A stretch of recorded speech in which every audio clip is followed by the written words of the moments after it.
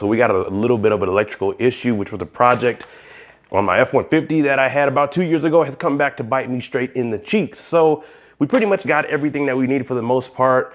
We got some electrical connectors. Bam, we got this 12 gauge, no ammunition needed off of Amazon. Damn, this is a little light that goes on the camera, a little multicolor light in case we need that. We got the camera lens cover right there as well. My microphone, a random case of AirPods I haven't opened yet, bam. Bracelet, some emoji keychain joints right there as well. And then we got a whole bunch of car keys right here as well. Let me add a little more car keys to that little pile right there. There we go. And then my phone right here for B-roll shots, nice little green.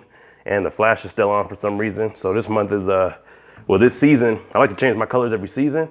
It was pink last season. Man, we got green this season. I don't know what next season is gonna be. Y'all wanna see the setup? Got him. Thought you were gonna see the setup. Now you don't have to do that. Oh, our tripod right here as well, gonna need that. F-150 is already in the pathetic excuse of a work area that we can use right now at the moment. Oh, I got my crimpers and everything. I do have a soldering gun, but that thing is too thick for me to really keep it anywhere. I went ahead and just left that at work. So I brought my crimpers and strippers, all that stuff. And then we're gonna use this little tiny torch that I got off of Amazon as well.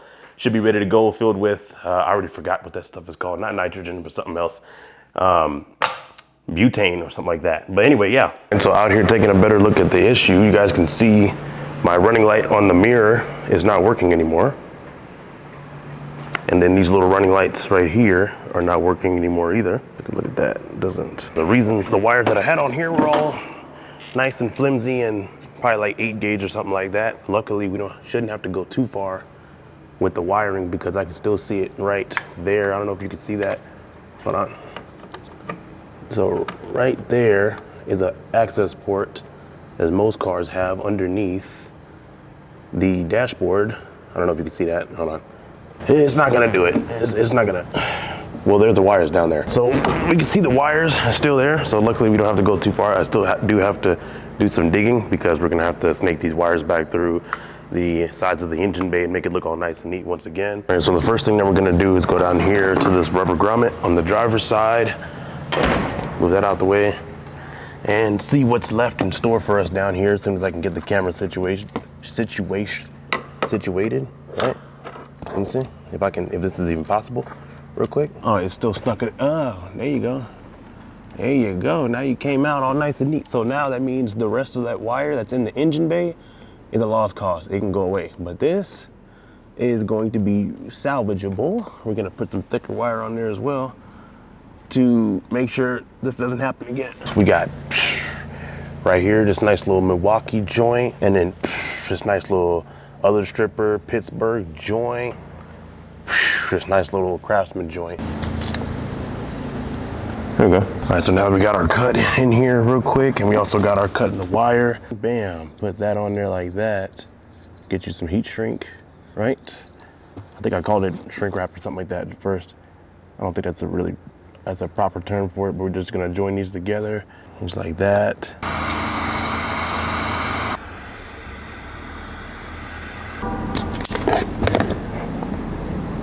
Okay, just like that.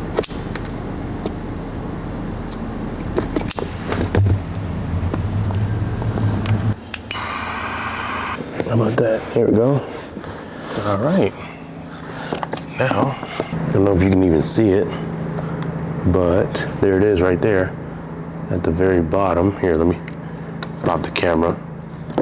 Try to prop the camera at least. If you can see it back there, there it is. See that black shiny? All right, in there. Right in that hole is what we're looking at. So we're gonna pull that through real quick. The rest of the truck, look how long, that's a lot of wire. We're not gonna deal with that.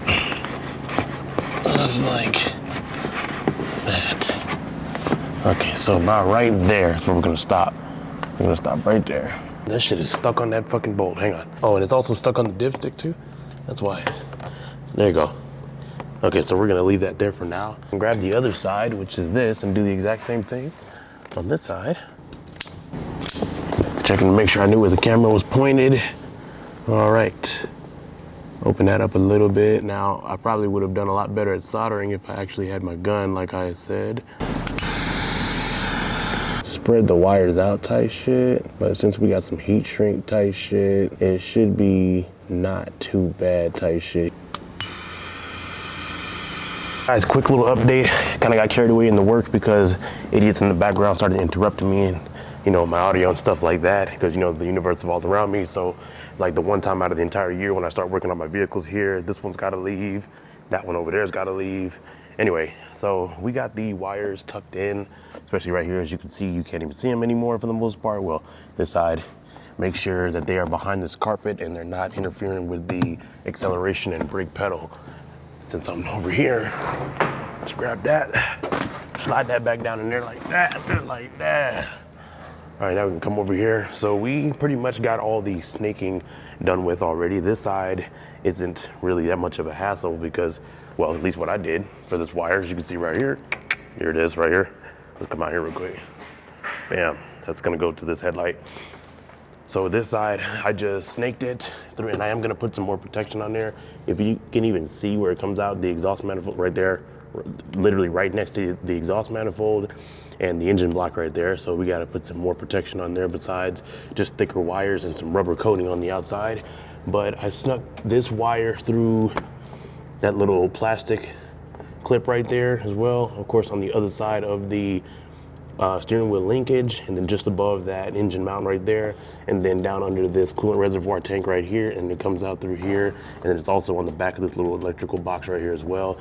And then for the other side, the passenger side, I snuck the wire, same thing, under the under the brake zone, the master, your coolant reservoir tank down under there, and then up through the wiper strad. At least on this truck, all you got to do is just push it with your hand like this, and some clips will pop up, and then you take this out the way, and then you can snake the wire through this entire wiper strad up here. And as you can see, I got it to come out right here, and now this is for this lead right here is for this headlight. So next up is figuring out what kind of disaster mess we have behind these headlights. See, we went to go get our soldering gun right here. Told you I had one, and then bam, this extension cord running all the way over there.